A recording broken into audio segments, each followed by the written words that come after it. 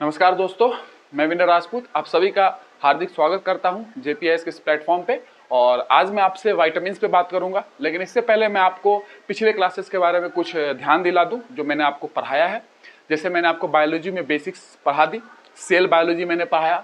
Cell biology में centrioles जो कि सेल डिवीजन में अपना रोल प्ले करते हैं, और न्यूक्लियस, वो दो चीज़ें बची हुई है। उसके बाद मैंने एक एक ऑर्गेनल्स को आपको एग्जाम पॉइंट ऑफ व्यू से जितनी रिक्वायर्ड है मैंने आपको बताया, और उसका एप्लीकेशन जहां जहां हो सकता है तो वो एप्लीकेशन को भी मैंने इंक्लूड किया है। तो कॉन्सेप्ट बताते हुए कि कॉन्सेप्ट आपको समझ ले, एप्लीकेशन जहां होगा मैं उसका यूज वहां पे करूंगा। तो आपको मैंने कॉन्सेप्ट समझाया, ठीक है।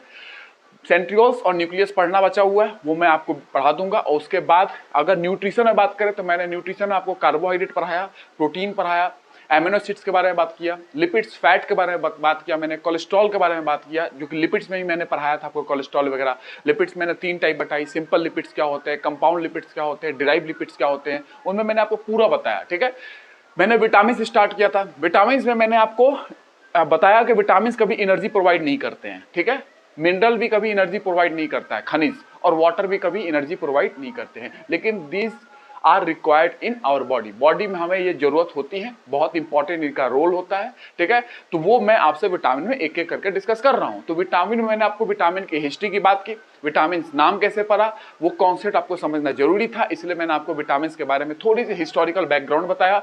विटामिन में मैंने आपको fat soluble vitamin American researcher के द्वारा डिवाइड किया गया ट्रेडिशनली 2 भाग में। विटामिन को मैंने आपको बताया था कि अमेरिका के रिसर्चर थे, उन्होंने 2 भाग में विटामिन को डिवाइड किया था traditionally, fat soluble and water soluble. Fat soluble में मैंने क्या बताया, विटामिन ए, डी, ई, के। तो आपको पता होगा कि एमपीपीएससी की जब एग्जाम हुई है, और नॉर्मली ये पूछे जाते हैं, आप नॉर्मल एग्जाम से उठा लोगे, उसमें आपको मिल जाएगा विटामिन के बारे में, ठीक है ना। तो उसमें फैट सॉल्युबल और वाटर सॉल्युबल विटामिन एमपीपीएससी में आई थी कि वो आप बताया उसके बारे में। तो मैं फैट सॉल्युबल पढ़ा ही रहा हूं आपको, विटामिन ए पढ़ा दिया, विटामिन डी 90% मैंने आपको पढ़ा दिया, थोड़ी सी आज बात करेंगे, ठीक है। तो देखें, इसमें आज विटामिन ई को कंप्लीट करना है। फैट सॉल्युबल विटामिन, अगर फैट सोल्युबल विटामिन की बात करें तो फैट सोल्युबल विटामिन के बारे में अगर लिखने को आया था तो आप क्या लिखोगे, तो ये फैट सोल्युबल विटामिन की बात करोगे तो इसमें आपको लिखना है, ये है। इसमें अगर एग्जांपल की बात करोगे तो एग्जांपल मैंने तो बताया है आपको, विटामिन ए है, विटामिन डी है, विटामिन ई एंड विटामिन के, ये 4 एग्जांपल आपके पास है फैट सोल्युबल। अब लेकिन एग्जांपल ही नहीं लिखना था, अगर मेंस में आया है तो आपको कुछ पॉइंट लिखने पड़ेंगे। तो फैट सोल्युबल विटामिन कौन से हैं, जो फैट में सोल्युबल है। तो जो फैट में सोल्युबल होगा वो वाटर में सोल्युबल नहीं होगा, ये फैट सोल्युबल है। वाटर सोल्युबल विटामिन अलग होते हैं, vitamin B, vitamin C and vitamin P, वो वाटर सोल्युबल है। ये वसा में घुलनशील हैं, तो ये पानी से डरते हैं, ये पानी से फोबिक, इनकी बात की जाती है कि हाइड्रोफोबिक मॉलिक्यूल्स होते हैं। तो जो भी फैट सोल्युबल विटामिन होते हैं ये हाइड्रोफोबिक नेचर के होते हैं, ये आपको ध्यान रखने हैं। और पोलर नहीं होगा, नॉन पोलर होगा, ठीक है। जैसे वाटर एक पोलर मॉलिक्यूल होता है, उसमें पोल क्रिएट होते हैं। केमिस्ट्री की पॉइंट ऑफ व्यू से बात करेंगे, मैं केमिस्ट्री में आपको बता दूंगा। और इनफैक्ट यूपीएससी में वाटर से रिलेटेड पोलर मॉलिक्यूल पे क्वेश्चन आया था, ठीक है ना। आपको पता होगा, जो लोग एग्जाम दिए हैं और जो लोग नहीं दिए वो देख लेंगे, ठीक है। तो ये एक तरीके से non polar fat soluble vitamin कैसे होते हैं, नॉन पोलर हाइड्रोफोबिक मॉलिक्यूल है, मतलब पोलर नहीं है, इनके अंदर पोल क्रिएट नहीं हो रहा है। हाइड्रोफोबिक है मतलब पानी से, फोबिया मतलब हेट कर रहे हैं, पानी से हेट कर रहे हैं ना, तो वाटर लविंग नहीं है ये, ठीक है। हाइड्रोफोबिक है, ठीक है। हाइड्रो मींस पानी, फोबिक मींस डर होता है, एक तरीके से हेट करना। तो ये वाटर सोल्युबल है भी नहीं, ऐसे भी समझ में आ रहा है कि वाटर से हेट करेंगे क्योंकि ये फैट सोल्युबल है, ये एक लिख सकते हो। और ये डेरिवेटिव्स ऑफ आइसोप्रीन होते हैं, ये फैट सोल्युबल क्या होते हैं, डेरिवेटिव्स ऑफ आइसोप्रीन। अगर मैं आपको थोड़ा सा इसमें बताऊं, जितने भी फैट सोल्युबल विटामिन आपके पास हैं, इनकी जो बेसिक स्ट्रक्चरल यूनिट की बात करोगे, बेसिक स्ट्रक्चर की बात करोगे, उनमें आइसोप्रीन आपको मिलता है बेसिक स्ट्रक्चर में। और आइसोप्रीन 5 कार्बन का कंपाउंड है, ऑर्गेनिक कंपाउंड है 5 कार्बन का, 5 कार्बन का ऑर्गेनिक कंपाउंड है, 5 कार्बन, ठीक है। 5 कार्बन इसके अंदर होता है, 5 कार्बन। अब इसको दिखाना आपको, अगर 5 कार्बन कैसे होता है तो देख ले, हल्का सा मैं बता देता हूं। ये आपके पास 5 कार्बन हो गया, ये 5 कार्बन का आपके पास कंपाउंड है, ठीक है। ये 1 2 3 4 5, तो 5 कार्बन ऑर्गेनिक कंपाउंड आइसोप्रीन है, जो आपको मैंने एक बार लिपिड में समझाया था। लिपिड में भी आइसोप्रीन की मैंने बात की आपसे, ठीक है। ये आपको ध्यान रखना है, ठीक है। इसकी बात मैं केमिस्ट्री में जितनी रिलेटेड होगी आपको बात करूंगा आपसे, ठीक है। बट ये आइसोप्रीन जो है, ये बेसिक स्ट्रक्चर जो होती है इनकी चारों में उनमें आपको आइसोप्रीन मिल जाएगा। इसीलिए आप बोल सकते हो कि फैट सोल्यूबल विटामिन क्या होते हैं, डेरिवेटिव्स होते हैं आइसोप्रीन, आइसोप्रीन के ही डेरिवेटिव्स हैं वो, ठीक है, ये आप कह सकते हो। उसके बाद बात करें कुछ चीज और लिखते हैं, ये सब आपको लिखना था, ठीक है ना, तो आपको एक अच्छा पॉइंट मिलेगा, बजाय कि आप direct vitamin A vitamin D बताने लगो, ये सही नहीं रहेगा। पहले फैट सोल्यूबल विटामिन के बारे में कुछ उनकी कैरेक्टरिस्टिक्स बताएं, कुछ उसके बारे में डिफाइन करें। तो इसमें आपको ये जानना है कि तीसरी बात अगर बताऊं यहाँ पे, तो फैट सोल्यूबल विटामिन जो होते हैं ये विटामिन कहीं ना कहीं मिसल्स के साथ एसोसिएट होके, इंटीग्रेट होके ये ब्लड में ट्रांसपोर्ट होते रहते हैं, ब्लड में ट्रांसपोर्ट होंगे। तो मिसल्स क्या होते हैं थोड़ा समझ लीजिए, डाइजेशन में मैं आपको वहां पे भी बताऊंगा, डाइजेशन जब पढ़ाऊंगा। फैट की डाइजेशन में मिसल्स का फॉर्मेशन होता है। देखिए आपके पास ये लिपिड है, लिपिड या फैट ग्लोब्यूल्स बोल सकते हैं। इस लिपिड के चारों तरफ आपको मैंने बताया था कि बाइल एसिड होता है ना, टोरोकोलिक एसिड, ग्लाइकोकोलिक एसिड, ये मैंने आपको बताया था, याद होगा, है ना। बाइल एसिड के बारे में, ग्लाइकोकोलिक एसिड, टोरोकोलिक एसिड की बात मैंने की थी। इससे जब सोडियम जुड़ जाता है तो उसको बाइल साल्ट के नाम से जाना जाता है। तो वो बाइल साल्ट इस लिपिड के चारों तरफ से अटैच हो जाएंगे, क्योंकि लिपिड तो वाटर सोल्यूबल नहीं होगा ना। इंटेस्टाइन में हमारे बहुत सारे डाइजेस्टिव एंजाइम लिपिड को पचाने की कोशिश करेंगे, लेकिन लिपिड तो पानी में सॉल्युबल ही नहीं है, और पानी में सारे एंजाइम घुले हुए हैं, और ये पानी में घुस ही नहीं रहा है, और एंजाइम पानी में है। तो कहीं ना कहीं आपको इसको पानी में सॉल्युबल बनाना है, तो इसको एक तरीके से प्रोसेसिंग करनी पड़ेगी, इमल्सिफिकेशन करना पड़ेगा। तो कहीं ना कहीं लिपिड के चारों ओर बाइल साल्ट अटैच हो जाते हैं, बाइल साल्ट। अब जब बाइल साल्ट अटैच हो जाएंगे तो इसको हम लोग क्या बोलते हैं, एक तरीके से जब बाइल साल्ट अटैच हो जाएंगे तो ये एक तरीके से आपको ध्यान रखना है कि लेयर ऑफ बाइल साल्ट बन गया, लेयर बन गया, तो इसको हम लोग बोलते हैं मिसेल्स। इसको अब हम लोग बोलेंगे मिसेल। तो ये मिसेल बन जाते हैं, ठीक है ना, जब फैट के चारों तरफ बाइल साल्ट बन जाते हैं, ठीक है, मिसेल। अब क्या होगा, मिसेल जब बन गया, इसको मिला के मिसेल्स बोलते हैं। तो जब मिसेल्स बन गया तो क्या होगा, जो हमारा विटामिन है, ठीक है, और ये इसकी बात कर लो पहले, तो विटामिन समझा दूंगा। ये जो मिसेल बन गया तो आपका जो इन्वायरमेंट है इंटेस्टाइन का, आंत का जो इन्वायरमेंट है, उसके एक्वस मीडियम है, वहां पे पानी वगैरह है, तो उस एक्वस मीडियम में ये आसानी से वहां पे ये रह पाएगा, आसानी से उसमें ये स्विम कर पाएगा वहां पे। और जब वहां पे स्विम करेगा तो क्या होगा, वहां पे फैट को डाइजेस्ट करने वाले एंजाइम्स, लिपिड को डाइजेस्ट करने वाले एंजाइम्स आसानी से उस पर वर्क करेंगे, ठीक है। तो ये आसानी से आप स्विम कर सकता है इंटेस्टाइन के एक्वस इन्वायरमेंट में, ठीक है। एक्वस इन्वायरमेंट मतलब, एक्वस मतलब पानी से रिलेटेड होता है, ठीक है। तो ये आपका मिसल हो गया, जो कि अब ये इसका इमल्सिफिकेशन हो चुका है, जो फैट का इमल्सिफिकेशन आपने सुना होगा वो हो चुका है इसमें, ठीक है। तो ये आपको ध्यान रखना है, bile salt emulsification of fat करा दिया, और उसको आप बोलते हैं मिसेल्स बोल दिए, micelles of aqueous environment of intestine, intestine के एक्वस इन्वायरमेंट में आसानी से स्विम करेगा, और फिर उस पर फैट डाइजेस्टिंग एंजाइम उस पर एक्ट करेंगे और उसको डाइजेस्ट करेंगे। लेकिन यही मिसेल्स जो यहाँ पे बना है, इसी मिसेल्स के साथ हमारे जो फैट सोल्युबल विटामिन होते हैं उससे अटैच हो जाते हैं, क्योंकि फैट सोल्युबल है, फैट में घुलनशील है ये सारे विटामिन। तो ये मिसेल्स के साथ हमारे फैट सोल्युबल विटामिन इंटीग्रेट हो जाते हैं, और फिर वो ब्लड में अपना फ्लो होते हैं ना, धमनी के थ्रू। धमनियां जो होती है, वेसल्स दो होती है, ब्लड वेसल्स होती है, उनके माध्यम से, कैपिलरी के माध्यम से ब्लड के थ्रू ये फ्लो करते हैं, ठीक है। लेकिन इनके साथ इंटीग्रेट होना पड़ेगा, क्योंकि ये फैट सोल्युबल विटामिन है, तो ये इनके साथ इंटीग्रेट होंगे तभी जाके ये बॉडी में, ब्लड में फ्लो करेंगे, और ये बॉडी में आपको इंटेस्टाइन में हो, जहां हो, ये एब्जॉर्ब हो जाएंगे, ठीक है। और फैट सोल्युबल विटामिन आप जानते हो कि vitamin A, vitamin D, vitamin E, ये सारे क्या है, लीवर में स्टोर होते हैं, अच्छी खासी मात्रा में लीवर में स्टोर होता है। जैसे विटामिन ए मैंने आपको बताया था लीवर में स्टोर होता है, एडिपोज टिश्यू में स्टोर होता है। तो ये आपको चीजें ध्यान रखना है, इतना आपको बताना था, ताकि तो ये लिख सकते हैं कि फैट सोल्युबल विटामिन्स जो है नॉर्मली एक तरीके से इंटीग्रेट हो जाते हैं मिसल्स के साथ, और फिर वो ब्लड में आसानी से वो ट्रांसपोर्ट होते हैं, ठीक है। ये आपको ध्यान रखना है। जैसे कि लिपोप्रोटीन होता है, लिपोप्रोटीन, लिपिड प्लस प्रोटीन, इसके साथ इंटीग्रेट हो जाएगा विटामिन फैट सोल्युबल वाले, और फिर ब्लड में ट्रांसपोर्ट होंगे, ठीक है, इस माध्यम से ट्रांसपोर्ट होंगे। कहीं ना कहीं फैट के साथ ये इंटीग्रेट होंगे, क्योंकि फैट सोल्युबल विटामिन है ये, ठीक है, ये आपको ध्यान रखना है। अब मैं आपको विटामिन डी की थोड़ी सी बात बताता हूं। विटामिन डी की मैंने पिछली क्लास में बात किया था, बाकी तो मैंने पूरा बेसिक आपको पढ़ा दिया, ठीक है। इसमें ये चीज ध्यान रखना है कि विटामिन डी का जो है ऊपर से लेकर नीचे तक, सर से लेकर पैर तक इसके फंक्शन ही फंक्शन है। आप जो अभी तक सुनते हैं वो रिकेट्स और ऑस्टियोमैलेशिया, ये इतना ही नहीं है, इसका ऊपर से लेकर नीचे तक फंक्शन है, अभी मैं बता रहा हूं। और कोरोना वायरस में भी इसका क्या रोल था मैं आपको बताऊंगा, ठीक है। तो विटामिन डी की बात करते हैं। विटामिन डी की बात करोगे तो ये जो विटामिन डी है इसमें दो फॉर्म में न्यूट्रिशनली इंपॉर्टेंट इसका दो फॉर्म है। Vitamin D two nutritionally point of view से, न्यूट्रिशन पॉइंट ऑफ व्यू से, और विटामिन डी थ्री, ठीक है।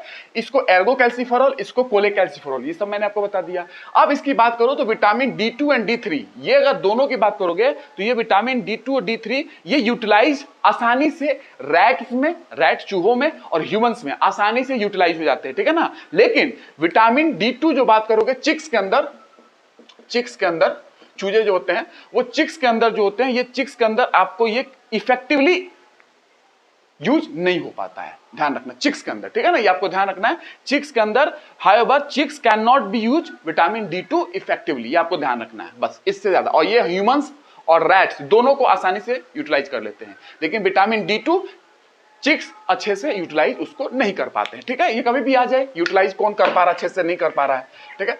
अब आगे चलते हैं।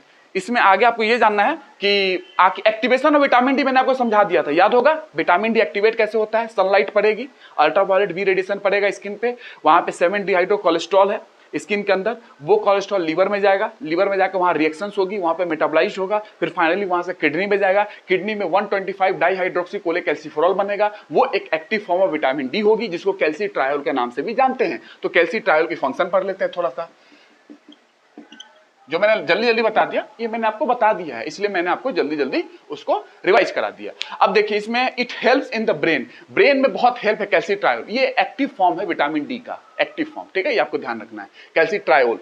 तो ये क्या है, एक तरीके से एक्टिव फॉर्म है। और इसके फंक्शन की बात करोगे तो ये ब्रेन डेवलपमेंट, ब्रेन की डेवलपमेंट, ये मैंने पढ़ा दिया आपको पिछली क्लास में, थोड़ा सुन लीजिए।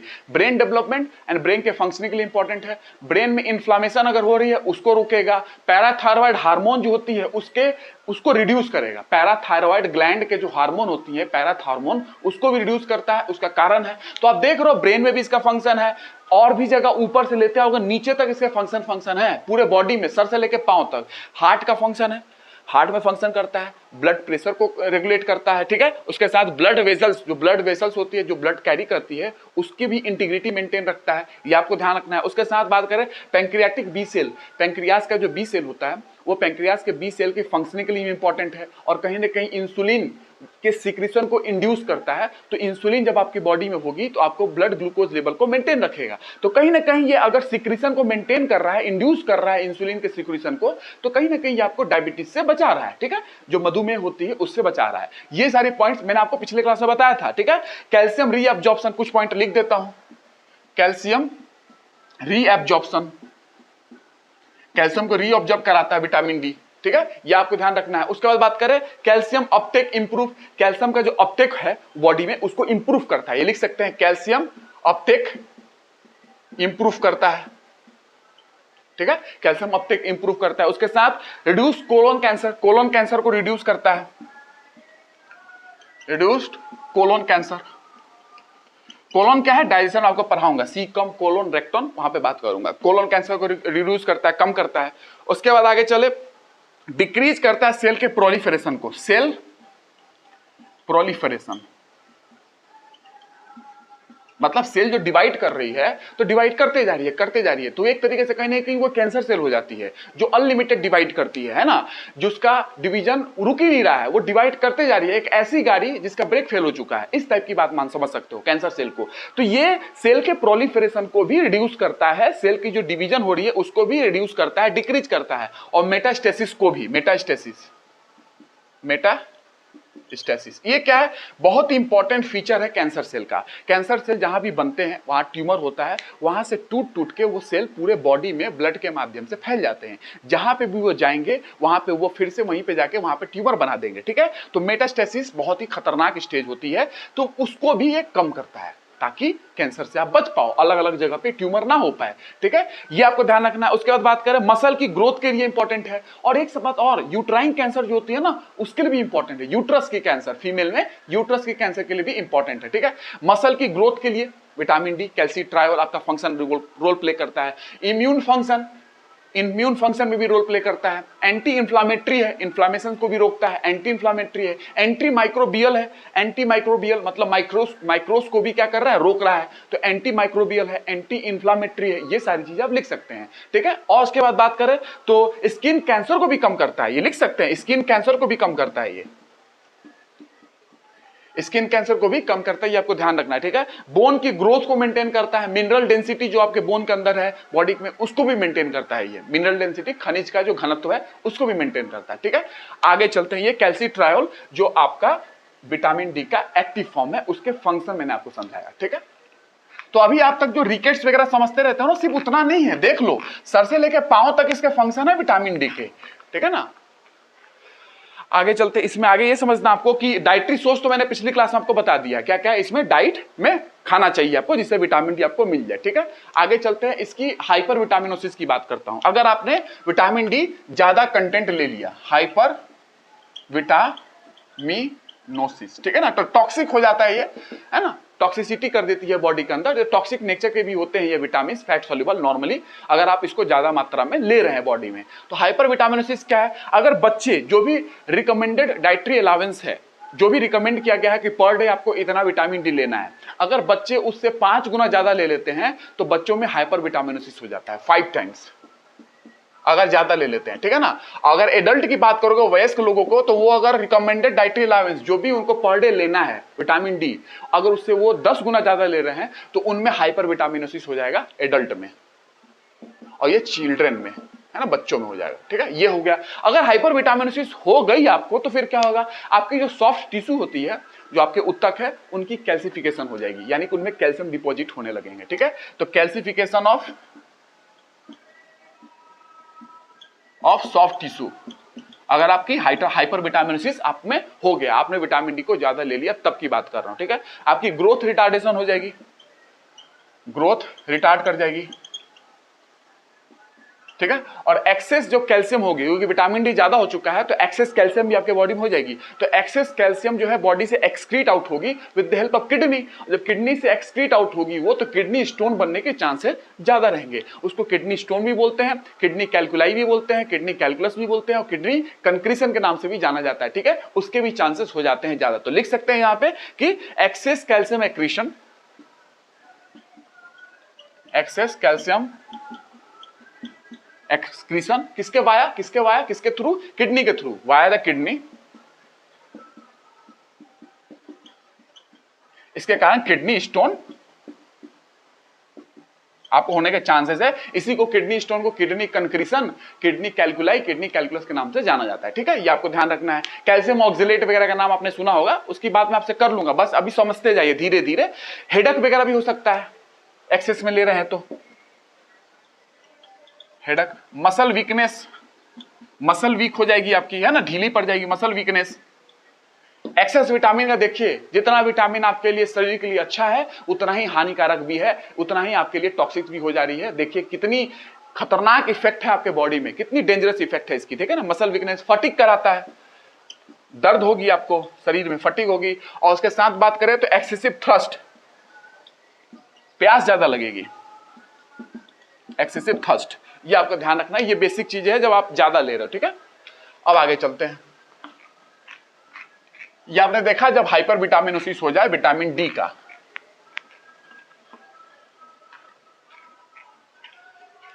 अब इसमें आपको ये जानना है कि डिफिशियंसी क्यों होती है, आखिर उसके कारण क्या है। डेफिशिएंसी विटामिन डी की हो रही है, उसके कारण क्या है। तो causes of deficiency, causes of deficiency, ठीक है। ये समझते जाए, जो भी है मैं काम की चीजें बता रहा हूं, अभी देखते जाएं, ठीक है ना। एग्जाम पॉइंट ऑफ व्यू से आपको जरूरत है कॉन्सेप्ट को समझना। पहली बात करें तो अगर डेफिशिएंसी की बात करेंगे, पहली पॉइंट क्या आ सकता है, विटामिन डी की कमी है तो कहीं ना कहीं आप अपने स्किन पे सनलाइट को ब्लॉक कर रहे हो, कहीं ना कहीं आपकी स्किन में सनलाइट पहुंच नहीं पा रही है, सूर्य की रोशनी नहीं पहुंच पा रही है, तो उससे विटामिन डी की डेफिशिएंसी हो जाएगी। आप जानते हो कि सनलाइट से कितना बड़ा रिलेशन है विटामिन डी का, ठीक है, मैंने आपको समझाया था। तो ये पीपुल अप्लाई सनस्क्रीन, सनस्क्रीन क्यों लगाते हो, when people apply sunscreen cream, ठीक है ना। तो सनस्क्रीन क्रीम जब लगाते हो तो ये एसपीएफ में आते हैं, सन प्रोटेक्टिंग फैक्टर 30, 40, 50 ऐसे आते हैं। मोर देन 30 भारत में रिकमेंडेड है, तभी ये वर्क करता है। लेकिन आप सनस्क्रीन क्रीम लगा रहे हो तो कहीं ना कहीं एक लेयर लग रही है स्किन में, तो सन तो पेनिट्रेट नहीं कर पाएगा ना, सन तो आसानी से सेल में नहीं पहुंच पाएगा ना स्किन में। तो ये भी एक कारण है कि आपको विटामिन डी की डेफिशिएंसी करा सकता है। ठीक है, कब? जब when the sunlight is not properly reaching the body. उसका एक कारण है कि आप सनस्क्रीन क्रीम लगा रहे हो। ठीक है, ये आपको ध्यान रखना है। सनस्क्रीन क्रीम, अब सनस्क्रीन क्रीम में क्या क्या होते हैं सनस्क्रीन क्रीम में, तो उसमें बहुत सारे चीज डाले जाते हैं। सनस्क्रीन क्रीम में अगर बात करोगे तो बहुत सारे चीज डाले जाते हैं। एल्कोहल उसमें बहुत इंपॉर्टेंट कंपोनेंट होता है, एल्कोहल वगैरह बहुत ही इंपॉर्टेंट कंपोनेंट होता है, ये आपको ध्यान रखना है। ठीक है, बाकी उसमें आपको इतना vitamin E acetate, sunscreen cream में विटामिन ई एसीटेट भी डाला जाता है सनस्क्रीन क्रीम में, जो आपको विटामिन ई अभी पढ़ाऊंगा, विटामिन ई, तो विटामिन ई एसीटेट भी सनस्क्रीन में डाला जाता है। अब इसमें देखिए आगे चलते हैं, मेलानिन लेस हो, ठीक है, उसको छोड़ दीजिए। मेलानिन से मेलानिन पिगमेंट आपने सुना होगा ना, कि मेलानिन पिगमेंट हमारे बॉडी के कलर को डिसाइड करता है। ठीक है, वो भी एक रिस्पॉन्सिबल है कि आपको सनलाइट स्किन में, क्योंकि वो पिगमेंट है स्किन पे ही है, तो सनलाइट के तो पेनिट्रेशन को पे इफेक्ट करेगा ना, तो मेलानिन पिगमेंट पे भी डिपेंड करता है। ठीक है, ये आपको ध्यान रखना है। दूसरी पॉइंट, दूसरा पॉइंट वो हो गया, तीसरा पॉइंट लिख लो ये। ठीक है, तो लैटिट्यूड वगैरह, लैटिट्यूड क्या है? देखिए, ये अर्थ है, ये 0 डिग्री इक्वेटर है, ये 23.5 डिग्री नॉर्थ, 23.5 डिग्री साउथ। ठीक है, नॉर्मल बता रहा हूं, और 90 डिग्री नॉर्थ, ये नॉर्थ पोल, ये साउथ पोल। अब देखिए, जो सनलाइट है इस रीजन में वर्टिकल होती है, लेकिन ये वाले जो रीजन है, पोलर रीजन वाला इधर का रीजन, इसमें सनलाइट क्या होती है? तिरछी पड़ती है, तो सनलाइट नेचुरली कम है। जैसे इंग्लैंड की बात कर लो, इंग्लैंड में तो सनलाइट नॉर्मली पड़ती ही नहीं है, वहां पे धूप जल्दी दिखता नहीं है। जिस दिन धूप दिख गया वहां तो लोग पिकनिक मना लेते हैं, बीच पे जाकर लेट जाएंगे, है ना, क्योंकि सनलाइट वहां पे नॉर्मली आती नहीं है। जिस दिन आ गई समझ जाओ उस दिन पिकनिक हो जाएगी वहां पे, तो सनलाइट वहां पे कम है इंग्लैंड वगैरह में। तो ब्रिटेन वगैरह में तो क्या होगा फिर, वहां पे रिकेट्स के बहुत केसेस मिले हैं रिकेट्स में, और वहां पे ब्रिटिश के बहुत ही साइंटिस्ट थे जिन्होंने रिकेट्स पे वर्क किया। जो बच्चों को रिकेट्स होता है ना, उनकी बात कर रहा हूं, तो वहां पे रिकेट्स बहुत होते थे, इसलिए रिकेट्स को इंग्लिश डिजीज भी बोला जाता था, इंग्लिश डिजीज, क्योंकि इंग्लिश पीपुल को होता था वो, है ना, ब्रिटेन के लोगों को, ब्रिटिश के लोगों को वो होता था। ठीक है, ये आपको ध्यान रखना है, क्योंकि वहां पे सनलाइट नेचुरली कम पहुंच रही है, और जितना ऊपर जाओगे आप जानते हो यहाँ पे सनलाइट तिरछी पड़ती है, स्लैंटिंग पड़ती है, तो आपको सनलाइट बॉडी में नेचुरली ही कम पहुंच रही है, ये आपको ध्यान रखना है। उसके बाद बात करें ठंडी के मौसम में, चौथा पॉइंट, ठंडी के मौसम में आप पूरा कवर कर लेते हो अपने कपड़े से पूरे स्किन को, तो क्या होगा, सनलाइट नेचुरली आपको बॉडी में नहीं पहुंच पाएगी। जाहिर सी बात है, आप कपड़े पहने हुए हो तो भी विटामिन डी की डेफिशिएंसी के कारण हो जाते हैं। ठीक है, तो ये आपको समझना है कि आपको कैसे यूज करना है, ये आप समझदार हो। ठीक है, लैटिट्यूड को तो नहीं बदल सकते हो, क्योंकि प्राकृतिक चीजें हैं ये, आप यहां हो आज, कोई वहां पे है, कोई यहां है, तो उसका तो नहीं, लेकिन बाकी चीज आपके हाथ में है। सनस्क्रीन क्रीम लगाना है, कैसे लगाना है, ठीक है, डॉक्टर के पास जाओगे तो बोलेंगे हर 3 घंटा में अप्लाई करें सनस्क्रीन क्रीम, ठीक है ना, लेकिन रिस्पॉन्सिबल है, इस सनस्क्रीन क्रीम आप लगाते हो तो विटामिन डी की डेफिशिएंसी होगी, क्योंकि सनलाइट को ब्लॉक करता है वो, क्योंकि रोल ही है सनलाइट को ब्लॉक करना उसका। सन को स्क्रीन कर रहा है, मतलब आपकी स्किन बर्न जो हो रही है, सन बर्न होते हैं, हाइपर पिगमेंटेशन होती है स्किन में, उससे बचाता है वो। ठीक है ना, तो सन स्क्रीन क्रीम लगाई जाती है ताकि आप सूर्य की रोशनी से हार्मफुल रेडिएशन जो है उससे बच पाए, यूवीबी यूवीए उससे बच पाए आप। ठीक है ना, ये आपको ध्यान रखना है। उसके बाद बात है कॉजेज, तो हो गया, अगर कॉजेज ये हैं तो इसका कॉन्सिक्वेंसेस क्या है, आखिर इससे होगा क्या, कॉन्सिक्वेंसेस क्या है, ये आपको ध्यान रखना है। तो कॉन्सिक्वेंसेस में बात करें या और कारण क्या है, पहले और कारण समझ लो, अभी तो इतना ही बताया मैंने, और कुछ समझो कि ऑल कैसे कम हो जाता है। देखिए, मेडिकेशन ले रहे हो आप, कुछ सप्लीमेंट्स आप ले रहे हो, कुछ मेडिसिन ले रहे हो, जैसे मेडिसिन के रूप में पहला बात करूं, जैसे कि दौरा पड़ने वाली जो मेडिसिन होती है, एंटी सीजर्स मेडिकेशन जो होती है, दौरा पड़ती है, उसमें भी आपको विटामिन डी की कमी हो जाएगी। लिख सकते हैं एंटी सीजर, है ना, मेडिकेशन अगर वो ले रहे हैं तो भी विटामिन डी की कमी हो सकती है। ठीक है, ये आपको ध्यान रखना है। उसके बाद बात करें ग्लूकोकॉर्टिकॉइड्स, ये मेडिसिन में आती है, अगर ग्लूकोकॉर्टिकॉइड्स आप ले रहे हो उससे भी आपको विटामिन डी की डेफिशिएंसी हो जाती है। ठीक है, ये मैं एड्रिनल ग्लैंड वगैरह पढ़ाऊंगा तो वहां पे ग्लूकोकॉर्टिकॉइड्स, सेक्स कॉर्टिकॉइड्स, मिनरलोकॉर्टिकॉइड्स की बात करूंगा। ठीक है, तो ये आपका अगर ले रहे हैं ये मेडिसिन के रूप में तो ये आपको दिक्कत कर सकती है, विटामिन डी की कमी आपके बॉडी में हो जाएगी, डेफिशिएंसी। तीसरा, रिफैम्पिन, ये एक एंटीबायोटिक है जो कि टीबी जिसको हो जाती है, लेप्रोसी हो जाती है, कोढ़ रोग, उसमें यूज किया जाता है, तो उसमें भी अगर ये ले रहे हैं तो आपको कहीं ना कहीं लॉन्ग टर्म में आपको विटामिन डी की डेफिशिएंसी हो जाएगी। ठीक है, चौथा HAART, हार्ट, ये क्या है, ये कहीं ना कहीं आपको HIV से रिलेटेड है, तो ये highly active highly active anti retroviral therapy ये है। ये यूज किया जाता है कब? यूज किया जाता है अगेंस्ट HIV-1। HIV-1 को ट्रीट करने के लिए यूज किया जाता था, ठीक है। यूज किया जाता है HIV-1 human immuno deficiency virus जो एड्स कराता है उसके लिए, उसके अगेंस्ट में यूज किया जाता है, ठीक है। ये हार्ट, ये चौथा पॉइंट हो गया। पांचवा पॉइंट बात करते हैं, और भी बहुत सारे पॉइंट्स हैं, बट इतना आप ध्यान रख सकते हो कि जितनी भी चीज आप यूज कर रहे हो, मेडिकेशन जितनी भी यूज कर रहे हो, डिफरेंट डिसऑर्डर्स में, डिफरेंट डिजीज में आप यूज करते हैं इसको। लाइक हेपेटिक फेलियर हो गया, लीवर फेलियर, किडनी फेलियर हो गया, किडनी फेलियर आप समझते हो, रीनल फेलियर के नाम से बोलते हो, नेफ्रोटिक फेलियर हो गया। उन सारे जगहों पे आप जो दवाइयां यूज कर रहे हो, ओबिसिटी हो गई, मोटापा हो गया, उस जगह पे ओबिसिटी हो गया, मोटापा हो गया, तो अगर इनके लिए आप जो दवाइयां यूज करते हो वो एक कारण बन जाती है विटामिन डी की डेफिशिएंसी की बॉडी में, ठीक है। ये आपको ध्यान रखना है। अब आगे चलते हैं। इसमें आगे आपको ये समझना है कि अगर मान लो आपने विटामिन डी बॉडी में एब्जॉर्ब अच्छे से नहीं हो पा रही है, मैल एब्जॉर्प्शन है, बॉडी में एब्जॉर्ब अच्छे से नहीं हो पा रही है विटामिन डी, तो मैल एब्जॉर्प्शन अगर हो गया तो फिर क्या होगा? बॉडी में होता है ना कि भाई बॉडी एब्जॉर्ब ही नहीं कर पा रही है, ठीक है, जबकि ये फैट सॉल्युबल विटामिन है। मैल एब्जॉर्प्शन ऑफ विटामिन डी, या मैल एब्जॉर्प्शन अगर हो रहा है विटामिन डी का, तो कैसे कैसे हो सकता है मैल एब्जॉर्प्शन? कुछ डिजीज है जिसके माध्यम से अगर वो डिजीज सफर कर रहा है, किसी पीपुल में वो डिजीज है, तो वो मैल एब्जॉर्प्शन हो सकती है विटामिन डी की। जैसे पहला क्रॉन्स डिजीज, ध्यान रखना, ये सब कभी भी लिंक करके पूछ सकते हैं आपसे। क्रॉन्स डिजीज ये आपको ध्यान रखना है, ये इन्फ्लामेटरी डिजीज है। डाइजेस्टिव सिस्टम जो आपकी होती है, डाइजेस्टिव ट्रैक्ट, उससे रिलेटेड ये इन्फ्लामेशन करता है, ये आपको ध्यान रखना है। डाइजेस्टिव ट्रैक्ट जो है आपका oesophagus, stomach, intestine, large intestine, small intestine, उससे रिलेटेड ये डाइजेस्टिव ट्रैक्ट में इन्फ्लामेशन करता है, ये इतना ध्यान रखना है। Crohn's disease. उसके बाद बात करें विपल्स डिजीज। विपल्स डिजीज ये क्या है? ये विपल्स साइंटिस्ट के नाम से ही विपल्स नाम पड़ा है, ठीक है ना, साइंटिस्ट के नाम से जॉर्ज एच विपल, उनके नाम से विपल्स डिजीज पड़ा है और नाम, और ये होता है ड्यू टू बैक्टीरिया, ये बैक्टीरिया के कारण होता है। और इसमें क्या होता है, नॉर्मली आपको ज्वाइंट पेन हो सकती है, स्किन में प्रॉब्लम हो सकती है, उसके बाद किडनी में प्रॉब्लम हो सकती है, तो ये विपल्स डिजीज इससे रिलेटेड है, ठीक है ना। अर्थराइटिस हो सकता है, वेट लॉस हो सकती है आपकी, ठीक है ना, एब्डोमिनल पेन हो सकता है, डायरिया हो सकता है, ये सारी से प्रॉब्लम होती है, ठीक है। तो ये सारे अगर बीमारी है तो फिर आपका मैल एब्जॉर्प्शन हो सकता है विटामिन डी का, यानी कि उसकी एब्जॉर्प्शन आपको अच्छे तरीके से नहीं होगी, ठीक है। सिस्टिक फाइब्रोसिस,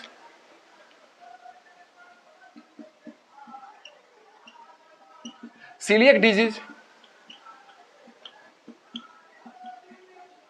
लीवर डिजीज हो गई, तो ये सारे जगहों पे अगर ये बीमारियां हो रही हैं किसी को, व्यक्ति को, तो उसको विटामिन डी की मैल एब्जॉर्प्शन हो जाएगी, ये आपको ध्यान रखना है, ठीक है। सिस्टिक फाइब्रोसिस क्या है, हल्का हल्का बता ही देता हूं, ये जेनेटिक डिसऑर्डर कहीं ना कहीं होता है ये सिस्टिक फाइब्रोसिस, और ये कहीं ना कहीं आपका अफेक्ट करता है एक तरीके से ब्रीदिंग को, आपके ब्रीदिंग को, आपके सांस लेने को, प्रक्रिया को अफेक्ट करता है, ठीक है। कहीं ना कहीं इसमें म्यूकस सिक्रीशन जो है बढ़ जाती है, म्यूकस सिक्रीशन बैठ जाती है, तो ये कहीं ना कहीं लंग्स को भी, कभी कभी ये पैंक्रियाज को, किडनी को भी अफेक्ट कर देते हैं। लेकिन कहीं ना कहीं सिस्टिक फाइब्रोसिस से आप ध्यान रखोगे कि ब्रीदिंग, आपकी जो सांस है, सांस लेने की प्रक्रिया है, उसमें प्रभाव आ जाता है, ठीक है, अफेक्ट करता है उसको। तो सीलिएक डिजीज क्या है? सीलिएक डिजीज में ऐसा होता है कि आपको ये ध्यान रखना है कि सीलिएक डिजीज, जैसे आप जानते हो, ये ऑटो इम्यून रिलेटेड डिजीज है, ऑटो इम्यून डिजीज है। इसमें क्या होता है कि सीलिएक डिजीज में जैसे गेहूं है, गेहूं में ग्लूटेन प्रोटीन होता है, और भी बहुत सारे अनाज ग्लूटेन प्रोटीन होती है। तो जो व्यक्ति ग्लूटेन से अफेक्टेड है, ग्लूटेन के लिए टॉलरेंट नहीं है, वो टॉलरेट नहीं कर सकते हैं, अगर वो ग्लूटेन वाला खाना खा लिए, जैसे रोटी खा लिए, उसमें भी ग्लूटेन प्रोटीन है, तो उसमें ऑटो इम्यून रिस्पॉन्स जनरेट हो जाता है। तो ऑटो इम्यून रिस्पॉन्स जनरेट हो जाएगा तो क्या होगा? खांसी आने लगेगी, छींक आने लगेगी, आंख से पानी आने लगेगा, चेहरा सूज जाएगा, बहुत सारी चीज हो सकती है, ऑटो इम्यून रिस्पॉन्स है वो, ठीक है। तो उसके कारण क्या होता है सीलिएक डिजीज में कि ऑटो इम्यून रिस्पॉन्स है, और ये डैमेज कर जाता है mucus lining of intestine, intestine के म्यूकस लाइनिंग को भी डैमेज कर देता है उसको, ठीक है, ये सीलिएक डिजीज में, ठीक है। और लीवर डिजीज आप जानते हो, लीवर से रिलेटेड डिजीज है, ठीक है। तो लीवर डिजीज होगी तो भी आपका मैल एब्जॉर्प्शन हो जाएगा विटामिन डी का। तो ये सारी चीजें थी जो आपको नॉर्मली, इससे आपका एक कॉन्सेप्ट खुलेगा। अभी तक बहुत लोग इसको पढ़ते थे, पढ़ाते थे, रिकेट्स होती है, ऑस्टियोमलेसिया होता है ना, डिफिशिएंसी से, विटामिन डी की डेफिशिएंसी से। ये देख लो क्या क्या कैसे कैसे हो सकता है विटामिन डी की डेफिशिएंसी, ठीक है। अब अगर डेफिशिएंसी हो गया, डेफिशिएंसी अकरिंग, अगर डेफिशिएंसी हो चुकी है, तो इससे आपके प्रभाव क्या क्या पड़ेंगे आपके डिफरेंट ऑर्गन में। तो मैंने बताया कि सर से लेकर पांव तक इसके प्रभाव पड़ेंगे। अगर आपको कमी है तो ब्रेन में देख लो, ब्रेन में बात करोगे तो सीजोफ्रेनिया, डिप्रेशन।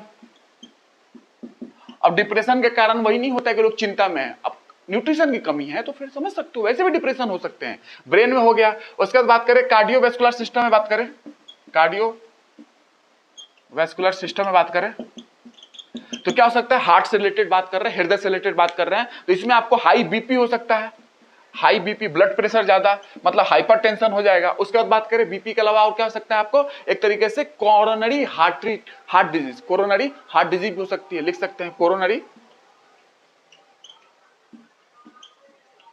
हार्ट डिजीज, ठीक है ना। ये देख लो हार्ट से रिलेटेड भी इसमें दिक्कत है, प्रॉब्लम कर रहा है, ठीक है। लंग्स में भी, लंग्स को भी नहीं छोड़ेगा ये, लंग्स में टीबी हो सकता है, अस्थमा हो सकता है, वीजिंग डिजीज हो सकती है, अपर रेस्पिरेटरी ट्रैक्ट इन्फेक्शन यूआरटीआई हो सकता है, इस रीजन में लंग्स के ऊपर अपर रेस्पिरेटरी ट्रैक्ट इन्फेक्शन हो सकता है यूआरटीआई, तो ये लंग्स से रिलेटेड है, लिख सकते हैं लंग्स, ठीक है। तो लंग्स में अस्थमा, टीबी, ये सारी चीजें, और एक तरीके से एक वीजिंग डिजीज होती है वो भी हो सकता है, wheezing disease, URTI upper respiratory tract infection, ठीक है ना, यूआरटीआई, ये सारी चीजें आपको टीबी वगैरह, अस्थमा वगैरह हो सकता है। पैंक्रियाज की बात करोगे, पैंक्रियाज को भी प्रभावित करता है। पैंक्रियाज में बात करोगे तो पैंक्रियाज में जैसे सिंड्रोम एक्स है, ये हो जाएगी सिंड्रोम एक्स, कभी भी ध्यान रखना सिंड्रोम एक्स किससे रिलेटेड है, पैंक्रियाज, और विटामिन डी की डेफिशिएंसी का से ये होने वाला आपको एक रोग है। डायबिटीज मेलिटस, मधुमेह का भी एक प्रॉब्लम आ जाएगी, तो डायबिटीज मेलिटस क्योंकि पैंक्रियाज से रिलेटेड होता है, डायबिटीज मेलिटस ये भी है पैंक्रियाज। तो ब्रेन में, हार्ट में, लंग्स में, पैंक्रियाज में, सब जगह तो प्रभाव डाल ही रहा है। और बात करें ऑटो इम्यून डिजीज भी कर देता है, विटामिन डी की कमी हो गई तो उसके कारण से आपको ऑटो इम्यून डिजीज भी हो सकती है, जैसे type 1 diabetes, rheumatoid arthritis, Crohn's disease जो मैंने शुरुआत में बताया था, क्रोन्स डिजीज, ये सारे ऑटो इम्यून डिजीज होते हैं, और भी बहुत सैकड़ों ऑटो इम्यून डिजीज है, ठीक है ना, लेकिन उसमें से मैंने आपको 2-3 एग्जांपल दिया, ये करा सकता है। उसके बाद बात करें मसल वीकनेस हो सकती है, मसल वीकनेस, मसल को भी प्रभावित कर रहा है, मसल वीकनेस, मसल एचएस है ना, मसल एचएस ये भी हो सकता है, मसल से रिलेटेड है ना, ये भी कारण है। ऑस्टियोपोरोसिस, ऑस्टियोमलेशिया, रिकेट्स, ये सारे चीजें विटामिन डी की कमी के कारण एक कॉन्सिक्वेंस है जो आपके बॉडी में होते हैं, और कहीं ना कहीं ये कैंसर को भी कर सकता है, कैंसर को भी, मैंने शुरुआत में बताया था कैंसर को बताता है, calcitriol colon cancer, skin cancer, uterine cancer को प्रिवेंट कर रहा है, कहीं ना कहीं हेल्प कर रहा है कि वो ना हो, तो ये अगर डेफिशिएंसी हो गई तो उसके कारण आपको कैंसर हो सकते हैं, breast cancer, colon cancer, prostate cancer, pancreas cancer, ये सारे हो सकते हैं। सोच लो विटामिन डी की कमी का कॉन्सिक्वेंसेस क्या है, क्या क्या आपको झेलना पड़ सकता है, सोच लीजिए। विटामिन डी पे नॉर्मली बुक्स लिखी गई हैं, अच्छी खासी बुक्स हैं इस पे, मोटी मोटी विटामिन डी पे, और कोरोना में बहुत बड़ा इसका इशू था, कोरोना में ये रोल बहुत प्ले किया इस पे।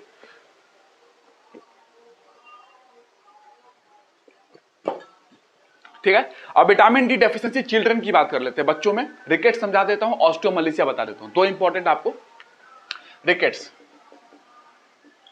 इसको इंग्लिश डिजीज भी बोलते हैं क्योंकि ब्रिटेन में बहुत ज्यादा वहां पे हुआ करता है ना, और रिसर्च भी हुई थी वहां पे, ब्रिटेन के लोगों ने रिसर्च भी किया था, मैं साइंटिस्ट का नाम बता दूंगा। तो ये रिकेट्स वहां से रिलेटेड है, ठीक है, आपको ध्यान रखना है, क्योंकि वहां पे सनलाइट, जानते हो ब्रिटेन में मैंने बताया सनलाइट वगैरह बहुत कम पहुंचती है, ठीक है, ये कारण है कि सनलाइट तो होना चाहिए ना विटामिन डी की सिंथेसिस के लिए, आप जानते हो। तो अगर कैल्शियम एब्जॉर्प्शन लैक कर रहा है, बोन में अगर कैल्शियम नहीं है तो कैल्शियम एब्जॉर्प्शन अगर लैक कर रही है तो bones become very soft, bone soft हो जाएंगे, और जब बोन सॉफ्ट हो जाएंगे तो क्या हो जाएगा, उसके कारण बोन बेंड कर जाएगी, बोन जो है बेंड कर जाएगी, बोन बेंड कर गई, ये बोन है, ये नॉर्मल बोन है तो मान लो ये बेंड कर गई, ठीक है, क्योंकि बोन सॉफ्ट हो चुकी है, विटामिन डी की डेफिशिएंसी है, कैल्शियम एब्जॉर्प्शन नहीं हो पा रही है तो बोन सॉफ्ट हो जाएगी और बोन बेंड कर जाएगी, ठीक है। उसके बाद बात करें, इसको इंग्लिश डिजीज बोलते थे क्योंकि लो सनलाइट कंट्री को, जो भी कंट्री जिसमें सनलाइट कम पहुंच रहा है, लो सनलाइट कंट्री, जैसे कि इसको बोल सकते हो कि इंग्लैंड का रिकेट भी बोला जाता है, जैसे इंग्लैंड में बात करो इंग्लिश रिकेट बोला जाता है, वैसे इंग्लैंड में रिकेट्स होते थे बहुत सारे, क्योंकि वो लो सनलाइट कंट्री है, वहां पे सनलाइट बहुत कम पहुंचती है, ठीक है। तो ये सारी चीजें वहां पे एपिडेमिक की तरह फैला था रिकेट्स, एपिडेमिक की तरह, ठीक है, जैसे कोरोना में आपने देखा उस तरीके से पेंडेमिक, एपिडेमिक आपने नाम सुना होगा, तो उस तरीके से एपिडेमिक की तरह इंग्लैंड में ये फैला था रिकेट्स, ठीक है, जो बच्चों में होता है। अब इसमें क्या होता है,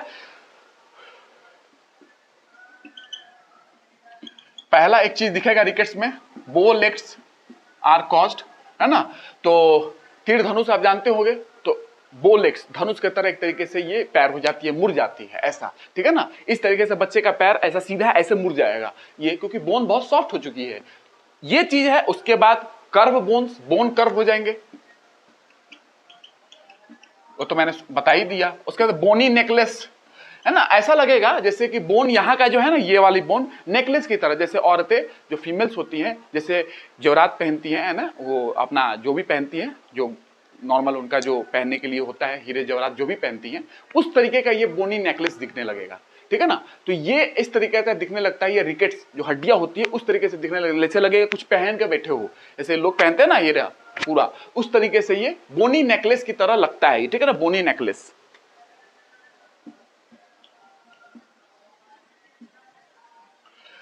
तो ये है, आपको ध्यान रखना है बोनी नेकलेस, ठीक है। उसके बाद बात करें, ज्वाइंट्स लंपी हो जाते हैं, बिग ज्वाइंट्स हो जाते हैं ना, ज्वाइंट्स वगैरह वहां पे लंपी हो जाते हैं, लंप बन जाता है, लंपी ज्वाइंट्स, बिग ज्वाइंट्स हो जाता है बच्चों का, ये आपको ध्यान रखना है। और बात करें बच्चों में, तो क्रेनियल बोन होती है, क्रेनियल बोन, ये जब बच्चा पैदा होता है, जब अभी बर्थ हुई है बच्चे की, तो वहां पे क्रेनियल बोन सॉफ्ट होती है, ये फॉन्टेनल्स बोला जाता है, सॉफ्ट होती है। 1 साल तक वो ठीक हो जाती है, वो हार्ड हो जाती है, उसका कैल्सिफिकेशन हो जाता है, उसमें मतलब एक तरीके से उसमें क्रेनियल बोन वो हार्ड हो जाती है। नॉर्मली ये सॉफ्ट होता है जब बच्चा पैदा होता है, लेकिन धीरे धीरे 1 साल में वो हार्ड हो जाती है। लेकिन विटामिन डी की कमी है तो वो सॉफ्टनेस रह ही जाएगी, वो कभी हार्ड नहीं हो पाएगी विटामिन डी की कमी के कारण। फॉन्टेनल्स बोला जाता है उसको, एंटीरियर फॉन्टेनल्स। तो ये सॉफ्टनेस जो होता है, आपने तलवा जो सुना होगा, तालू जो होती है बच्चों की, आपने छू के देखना कभी, जब बच्चा पैदा हो ये सॉफ्ट होता है, लेकिन 1 साल बाद वो सॉफ्ट नहीं रहेगा, वो हार्ड हो जाएगा। लेकिन विटामिन डी की कमी रही तो वो कभी भी हार्ड नहीं हो पाएगा, वो सॉफ्ट ही रह जाएगा, ठीक है। ये आपको ध्यान रखना है विटामिन डी की कमी से। तो ये नॉर्मल चीजें, आपको इससे ज्यादा आपको जानने की जरूरत नहीं है, बस इतना आपको समझना था। और इसमें और चीज में अगर ऐड करूं तो इसमें आपने देखा कि रिकेट्स चिल्ड्रन में आपने समझा दिया, ऑस्टियोमलेशिया मैंने आपको समझा दे रहा हूं अभी, सॉफ्ट बोन हो जाती है, आपने देखा। स्केलेटल डिस्टॉर्शन, स्केलेटल जो होती है, ये स्केलेटल पोर्शन ये डिस्टॉर्ट हो जाती है, ठीक है। स्केलेटल मतलब हड्डी का जो पोर्शन है, मेन हड्डी का जो पोर्शन है, क्योंकि हड्डी कमजोर हो जा रही है ना, तो हड्डी का पोर्शन डिस्टॉर्ट हो जाएगी उसकी, वो ध्यान रखना है। और मसल ग्रोथ जो है, मसल का डेवलपमेंट पुअर हो जाता है, अच्छे से मसल का डेवलपमेंट नहीं हो पाता है, ठीक है। अब मैं आपको ऑस्टियोमलेशिया के बारे में थोड़ा सा बताता हूं, ऑस्टियोमलेशिया में क्या आपको समझना है, ठीक है। आते हैं ऑस्टियोमलेशिया, तो ये समझ में आ गया रिकेट्स के बारे में। रिकेट्स लगभग 6 महीने से 2 साल तक के बच्चों को होता है, 6 महीने से 2 साल तक के बच्चों को होता है, जब बच्चों के डाइट में विटामिन डी, कैल्शियम, फास्फोरस की कमी हो जाए, ठीक है। और वो बोन हमारा सॉफ्ट हो जाता है, स्वेलिंग हो जाती है बोन में। बोन में स्वेलिंग कहां कहां होगी, नी में, रिस्ट में, एल्बो में, वहां स्वेलिंग हो जाएगी, ये ध्यान रखना है, फूल जाएगा वहां पे। अब ऑस्टियोमलेशिया की बात करते हैं, जो एडल्ट में होता है, तो इसको एडल्ट रिकेट के नाम से भी जाना जाता है, इसको लिख लो एडल्ट रिकेट, एडल्ट ऑस्टियोमलेशिया, जो ठीक है एडल्ट लोगों में होता है, बड़े लोगों में, ठीक है। तो ऑस्टियोमलेशिया में क्या है, इसमें ऐसा है, ये डिसऑर्डर अकर्स इन एडल्ट, ये डिसऑर्डर एडल्ट्स में होते हैं, वयस्क लोगों में। व्हेन देयर फूड, उनकी फूड अगर डेफिशिएंट है विटामिन डी से, कैल्शियम और फास्फोरस से, तो उनको भी ये हो सकता है, हो जाता है। ऑस्टियोमलेशिया को एडल्ट रिकेट के नाम से जानते हैं। और bones of vertebral column becomes week, vertebral columns के बोन्स जो होते हैं वो वीक हो जाते हैं, बोन्स ऑफ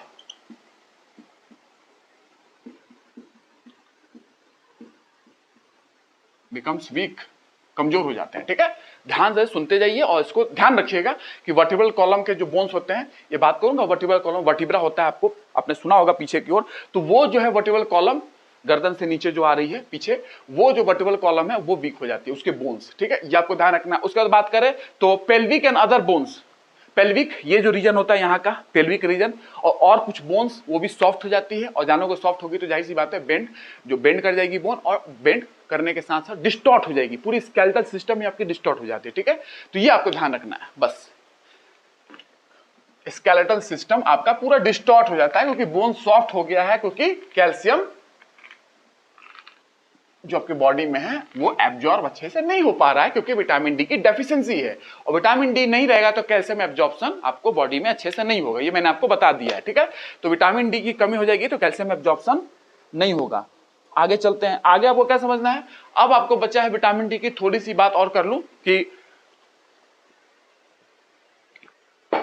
विटामिन डी में आपको और क्या समझना है। तो विटामिन डी में अगर डिस्कवरी की बात करोगे, डिस्कवरी कौन किया, कैसे किया, डिस्कवरी की बात करेंगे तो इसमें डिस्कवरी बहुत ही अच्छी है, बहुत ही इंटरेस्टिंग डिस्कवरी है इसकी। इसमें ऐसी है कि बहुत सारी रिसर्च हो रही थी। अब रिसर्च तो आपको नहीं पूछा जाएगा, बट ये बता सकता हूं कि रिसर्च रैट पे भी हुई थी, रैट पे, गोट पे भी रिसर्च हुआ था। तो इन चीजों पे रिसर्च की जा रही थी, क्योंकि रिकेट्स वगैरह उनसे रिलेटेड कुछ था, रिकेट्स उनको भी हुआ करता था, उनके भी बोन में कुछ प्रॉब्लम हुआ करती थी, तो उससे रिलेटेड रिसर्च हुई थी। तो उसमें क्या हुआ कि जैसे मैं बात करूं, जैसे कुछ बुक है, डेविड फेल्डमैन की बुक है, वो पूरा विटामिन डी पे ही है। डेविड फेल्डमैन की बुक है, सेकेंड एडिशन की, पूरी विटामिन डी पे है। डॉक्टर सरफराज जैदी, वो भी पूरे के पूरे the power of vitamin D की बुक आती है। डॉक्टर सरफराज जैदी, उन्होंने उसमें बताया था कि कोरोना में कैसे विटामिन डी का रोल प्ले कर रहा है, कैसे विटामिन डी कोरोना को होने से बचा रहा है बॉडी में, ये आपको ध्यान रखना है। डॉक्टर सरफराज जैदी जो थे, उन्होंने बताया था ये सारी चीजें, ठीक है। तो इम्यून सिस्टम से लेते हुए, हार्ट से लेते हुए, किडनी से लेते हुए, स्किन से लेते हुए, बोन तक विटामिन डी के पूरे के पूरे प्रभाव आप देख रहे हो, ठीक है ना, हर जगह इसके प्रभाव हैं, ठीक है। और उसके बाद बात करें कि नॉर्मली आप देखोगे तो ट्रूली विटामिन डी की पेंडेमिक चल रही है। एक्चुअली विटामिन डी की कमी हर लोगों में लगभग आपको मिल जाएगी। तो ट्रूली विटामिन डी की पेंडेमिक चल रही है, आपको ध्यान रखना है। विटामिन डी, कौन सा विटामिन की पेंडेमिक चल रही है अभी लोगों में, विटामिन डी का बहुत बड़ा पेंडेमिक है लोगों में। ये सब चीजें क्यों, क्योंकि सनलाइट लेने के बावजूद भी, सनलाइट ले भी रहे हो, अच्छे डाइट ले भी रहे हो, तो भी एक अप्रोप्रिएट अमाउंट में कितना विटामिन डी होना चाहिए ये बॉडी में पता नहीं है लोगों को। डॉक्टर्स भी असली चेकअप नहीं लिख पाते हैं, जो इंपॉर्टेंट चेकअप है जिसके थ्रू आप विटामिन डी को डायग्नोस कर पाओ कि कितना विटामिन डी आपके बॉडी में है। तो वो कारण भी है कि कहीं ना कहीं डायग्नोसिस अच्छे से नहीं होती है, ठीक है। और बाकी आप शहरी जीवन देख ही रहो, घर में पैक है, सारे लोग एसी में है, तो कहीं ना कहीं विटामिन डी की कमी हो ही जा रही है। विटामिन डी पेंडेमिक चल रहा है पूरे दुनिया में, ठीक है ना, ये ध्यान रखना है, सब में कमी हो रही है, ठीक है। अब मैं इसमें बात करता हूं कि इसमें आपको नॉर्मली विटामिन डी में अगर बात करें तो नॉर्मली इसके जो साइंटिस्ट हैं और इसको जो खोजा गया है, किसने खोजा है आपको पता है, किसने खोजा? मैंने एक साइंटिस्ट का नाम आपसे लिया था, मॉक्यूलम की बात की थी मैंने, उन्होंने इसको खोजा है, डिस्कवर्ड बाय मैकुलम, ठीक है, मैकुलम, और मैकुलम ने इसको खोजा है। लेकिन इसमें अगर कोई और भी नाम आ जाए, जैसे एक और नाम है, ये भी साथ में रिसर्च करते थे, एडवर्ड, ये साथ में ब्रिटिश के एक तरीके ब्रिटिश बायोकेमिस्ट थे, ठीक है ना, ये ब्रिटिश बायोकेमिस्ट थे, इन्होंने रिकेट्स में बहुत काम किया था, ब्रिटेन में रिकेट हुआ था ना, रिकेट्स, उसमें बहुत काम किया था। तो कभी कभी इनका भी नाम आता है और कभी कभी मॉक्यूलम का भी नाम आता है या मैक्यूलम का भी नाम आता है, ठीक है। विटामिन डी की डिस्कवरी से रिलेटेड ये लोग जुड़े हुए, ठीक है। और इनफैक्ट एक्सपेरिमेंटल रिकेट्स नाम की बुक आती है इन्हीं की, एक्सपेरिमेंटल रिकेट्स, यानी कि रिकेट्स में इन्होंने सोचो कितना काम किया होगा, ठीक है ना। एक्सपेरिमेंटल रिकेट्स नाम की बुक आती है इनकी, ये आपको ध्यान रखना है। अब आगे चलते हैं, इसमें इतना ही आपको जानना था विटामिन डी के बारे में, ठीक है। तो आपने देखा कि सर से लेकर पांव तक इसके फायदे ही फायदे हैं। अगर आपकी कमी हो गई तो आप समझ सकते हो कि कितना बड़ा प्रॉब्लम हो जाती है बॉडी में, ठीक है ना। ये हो गया आपको नॉर्मली विटामिन डी के बारे में। विटामिन ई की बात करते हैं। एक चीज और बता दूं कि आपको, जैसे कि कोरोना वाली बात, ठीक है ना, कोरोना वाली सुन लेना। अगर मैं कोरोना पढ़ाऊंगा आपको अलग से बाद में, तो आपको समझा जरूर दूंगा अच्छे तरीके से और डिटेल में। रास सिस्टम हमारे बॉडी में होता है, रास सिस्टम, रेनिन, एंजियोटेंसिन, एंडोस्टेरोन सिस्टम, ठीक है ना, ये किडनी से रिलेटेड है, ठीक है, ये आपको ध्यान रखना है। रेनिन किडनी से रिलेटेड इंजाइम है ये, ठीक है। एक रेनिन होता है जो प्रोटीन को डाइजेस्ट करता है, कैसिन प्रोटीन को, वो डाइजेस्टिव सिस्टम में पढ़ेंगे हम लोग। ये रेनिन दूसरा है, रेनिन, एंजियोटेंसिन, एल्डोस्टेरोन सिस्टम। ये क्या होता है, ये ओवर एक्टिव हो जाता है, कुछ लोगों में ओवर एक्टिव होता है। जब ओवर एक्टिव होगा तो आपको बीपी, हायर बीपी, किडनी से रिलेटेड, हार्ट से रिलेटेड डिजीज हो सकते हैं। हायर बीपी ज्यादा हो जाएगा, मतलब हाइपरटेंशन हो जाएगी, हार्ट डिजीज और किडनी डिजीज हो सकती है जब ये ओवर एक्टिव होगा। लेकिन इसकी ओवर एक्टिविटी को कहीं ना कहीं विटामिन डी कम करता है, विटामिन डी इनहिबिट करता है इसके ओवर एक्टिविटी को। और जब ये ओवर एक्टिव हुआ करता है बॉडी में, उन लोगों में कोरोना वायरस ज्यादा अच्छे तरीके से इंफेक्शन पहुंचा सकता है। कोरोना वायरस उन लोगों में अच्छे तरीके से इंफेक्शन पहुंचा सकता है। तो ओवर एक्टिविटी इसकी ज्यादा है, तो कोरोना वायरस अच्छे से इसका इंफेक्शन पहुंचा पा रहा है। इसकी ओवर एक्टिविटी को कौन कम करता है? विटामिन डी इसकी ओवर एक्टिविटी को इनहिबिट करता है। तो अगर इसकी ओवर एक्टिविटी इनहिबिट हो गई तो कोरोना वायरस भी इंफेक्शन आसानी से पहुंचा नहीं पाएगा, ये आपको ध्यान रखना है। तो कहीं ना कहीं कोविड-19 में विटामिन डी का बहुत बड़ा रोल था। मैंने आपको शॉर्ट में समझाया, इसकी बहुत बातें की जा सकती है, बहुत इस पर डिटेल स्टडी है, इसकी बात मैं आपसे बाद में भी करूंगा, चिंता नहीं करना है, ठीक है। ये नॉर्मल मैंने आपको बता दिया कि रास सिस्टम से रिलेटेड इसमें आपको क्या पढ़ना है।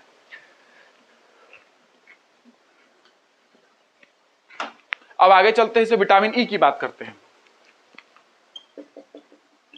ठीक है, इसको हम लोग ब्यूटी विटामिन के नाम से जानते हैं। ब्यूटी विटामिन सुंदरता के विटामिन है, ये बहुत जगह स्किन में, क्रीम वगैरह में, साबुन वगैरह में, फेस वॉश वगैरह में बहुत जगह यूज की जाती है। विटामिन ई एसीटेट मैंने बताया था कि सन स्क्रीन क्रीम में यूज होता है। ठीक है, उसके बाद इसको एंटीऑक्सीडेंट विटामिन बोलते हैं, एंटी ऑक्सीडेंट विटामिन। ठीक है, इसका केमिकल नेम टोकोफेरॉल होता है। ठीक है, और इसका केमिकल फॉर्मूला की बात करोगे, मैंने फॉर्मूला हर विटामिन का आपको बताया है, C29H50O2। तो ये केमिकल कंपाउंड है, जिसका केमिकल फॉर्मूला ये है। ठीक है, ये आपको ध्यान रखना है। अब मैं बात करूं कि विटामिन ए जो है ग्रुप ऑफ 8 एंटीऑक्सीडेंट है, 8 एंटीऑक्सीडेंट का ग्रुप है। एंटीऑक्सीडेंट विटामिन है ना, तो ये ग्रुप ऑफ 8 एंटीऑक्सीडेंट है, ग्रुप है, समूह है, ग्रुप ऑफ 8 एंटीऑक्सीडेंट। ठीक है, 8 एंटीऑक्सीडेंट मैंने बहुत बार बताया आपको, 2-3 क्लास में आपको समझाया एंटीऑक्सीडेंट। जो लोग नए हैं ना, वो पुराना लेक्चर देख लेना। टोकोफेरॉल, 4 इसमें टोकोफेरॉल है और 4 इसमें टोकोट्राइएनॉल्स हैं। तो 4 टोकोफेरॉल है और 4 टोकोट्राइएनॉल्स हैं। 4 में टोकोफेरॉल में क्या है, 4 में इसमें एक alpha, beta, gamma and delta, 4 इसमें ये है। ठीक है, और 4 इसमें भी वही है, alpha, beta, gamma and delta. ठीक है, इसमें से मैं ये बताना चाहता हूं कि जो अल्फा टोकोफेरॉल है, अल्फा वाली, ये अल्फा टोकोफेरॉल मैं बोल रहा हूं, ये सबसे एक्टिव फॉर्म होती है विटामिन ई का। अल्फा टोकोफेरॉल एक्टिव होता है, ये आपको ध्यान रखना है, मोस्ट एक्टिव फॉर्म है ये। ठीक है, विटामिन ई का। अब आगे चलते हैं। जो विटामिन ई जो है, जो रिलीज होती है, हमने खाना कुछ खाया, डाइट लिया, कुछ खाना खाया, उसमें अगर विटामिन ई है तो उससे जो रिलीज होगा विटामिन ई को रिलीज करने के लिए आपको चाहिए बाइल चाहिए, डाइजेस्टिव जूस चाहिए, पैंक्रियास से और इंटेस्टाइन की जूस चाहिए, तभी जाके विटामिन ई आपके फूड से रिलीज होगा। और जब रिलीज होगा तो मैंने बताया था कि ये फैट सोल्युबल विटामिन है, तो ये मिसल्स के साथ इंटीग्रेट होगा और तब जाके ब्लड में ट्रांसपोर्ट होगा और फिर जाके अलग अलग जगह पे एब्जॉर्ब होगा। मैंने आपको समझाया मिसल्स की बात। ठीक है, तो ये मिसल्स के साथ इंटीग्रेट होना पड़ेगा इसको, क्योंकि ये फैट सोल्युबल विटामिन है। वो समझ में आ गया। तो इसको रिलीज कराना है विटामिन ई को फूड से, तो आपको बाइल चाहिए, आपको पैंक्रियास की जूस चाहिए, डाइजेस्टिव एंजाइम्स, वहां के पैंक्रियाटिक जूस होता है, और इंटेस्टिनल जूस चाहिए, तब जाके आपका विटामिन ई रिलीज होगा और फिर जाके वो इंटीग्रेट कर जाएगा मिसल्स के साथ, जो मैंने शुरुआत में समझाया था, उसके साथ जुड़ जाएगा और तब जाके ये ब्लड में ट्रांसपोर्ट होगा, ब्लड के माध्यम से ट्रांसपोर्ट होगा और फिर इंटेस्टाइन वगैरह में एब्जॉर्ब होगा, जहां जहां इसको एब्जॉर्ब करना है। लीवर में एब्जॉर्ब होता है, आपको पता है फैट सोल्युबल विटामिन लीवर में एब्जॉर्ब होते हैं अच्छे मात्रा में। ठीक है, तो ये आपका विटामिन ई के बारे में है। क्योंकि fat is transported in the form of micelle, मैंने आपको बताया था कि मिसल जो है एक्वस एनवायरनमेंट में तैरता रहेगा, उस पर फैट डाइजेस्टिव एंजाइम वर्क करेंगे, तो फैट जो है वो ट्रांसपोर्ट होता है किस फॉर्म में, मिसल्स के फॉर्म में। Therefore it is integrated with the micelles. तो विटामिन डी को मिसल्स के साथ इंटीग्रेट होना पड़ेगा, क्योंकि vitamin D fat soluble vitamin है। विटामिन ई की बात कर रहा हूं, विटामिन डी भी फैट सॉल्युबल है, तो जो भी फैट सॉल्युबल है उसके साथ आप ये कॉन्सेप्ट लगा सकते हैं। डाइटरी सोर्स की बात करते हैं, कहां कहां से मिलेगा ये, कहां क्या क्या भोजन करें आप, क्या क्या ले, वहां पे आपको ये मिलेगा। तो डाइटरी सोर्स की बात करेंगे तो मेन इसमें बात करें तो इसमें होल ग्रेन्स मिल जाएगा, सनफ्लावर सीड में मिल जाएगा, सूर्यमुखी का जो सीड होता है वहां मिल जाएगा। और बात करें सनफ्लावर सीड के अलावा, उसके बाद एग योक में मिल जाएगा, एग योक पीली वाली भाग है ना, उसके बाद मिल्क में, चीज में, ठीक है, बटर में।